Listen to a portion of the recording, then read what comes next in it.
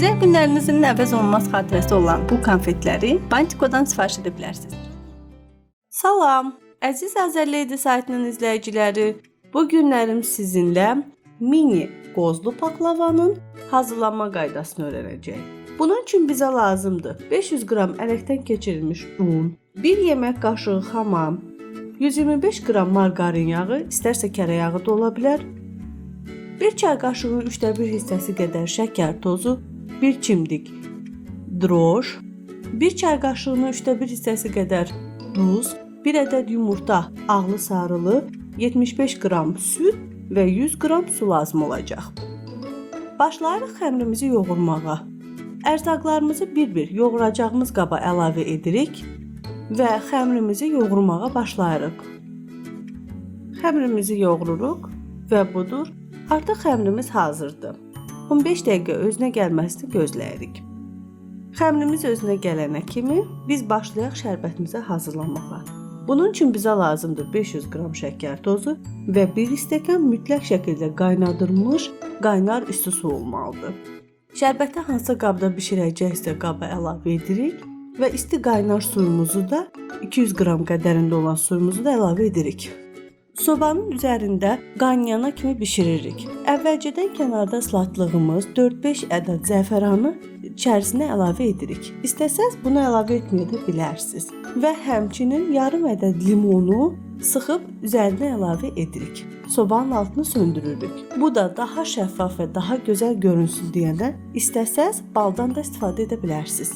İçliyimizi hazırlamaq üçün bizə lazımdır 200 qram qovrulmuş qoz. Qovrulduqdan sonra qozumuzu üyüdücüdən keçirdirik. 200 qram şəkər tozu və 3-4 ədəd hil qovrulmuş və üyüdülmüş halda bir-birinə qarışdırırıq. Yaxşı-yaxşı qarışdırmaq lazımdır. İçliyimizi hazırlayıb kənara qoyuruq. Budur, hazırladığımız xəmirdən 6 ədəd kündə alınıb. Hansı ki 2 ədədi 250 qram və 4 ədədi 80 qram qədərində olan. Və əvvəlcə paklavamızın alt hissəsini yayırıq, 250 qram qədərində olanı və hazırlayacağımız paklava qabını öncədən margarin yağı ilə yağlayırıq. Listimizin üzərinə xəmirimizi əlavə edirik. Kənarlarını kəsirik. Və eyni qayda ilə yağlayırıq. Qoz yağlı olduğundan çox da yağdan istifadə etməmək olar. Və içliyimizi əlavə edirik. Çalışmaq lazımdır ki, içlik paralel şəkildə paylansın. Bu qayda ilə bütün xəmirlərimizi öncəliklə yağlayıb, daha sonra içliklərimizi əlavə edirik. Bu isə ən üst qatımızdır, hansı ki 250 qram qədərində olan.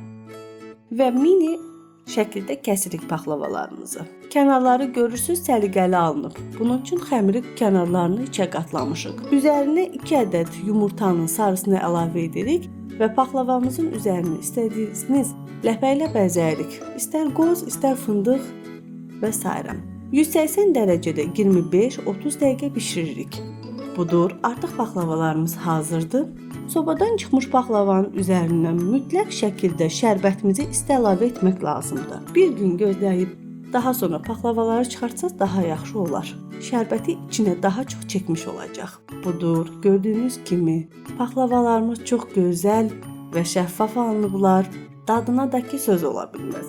Mütləq şəkildə yoxlamağınızı tövsiyə edirəm. Bayramınız mübarək olsun, nuş olsun. Yeni videolarda görüşmək ümidi ilə sağ olun. Əgər videomuz sizə faydalı oldusa, like etməyi, şərh yazmağı və dostlarınızla paylaşmağı unutmayın. Yeni videolarımız üçün kanalımıza abunə olun və bizi sosial şəbəkələrdən izləyin.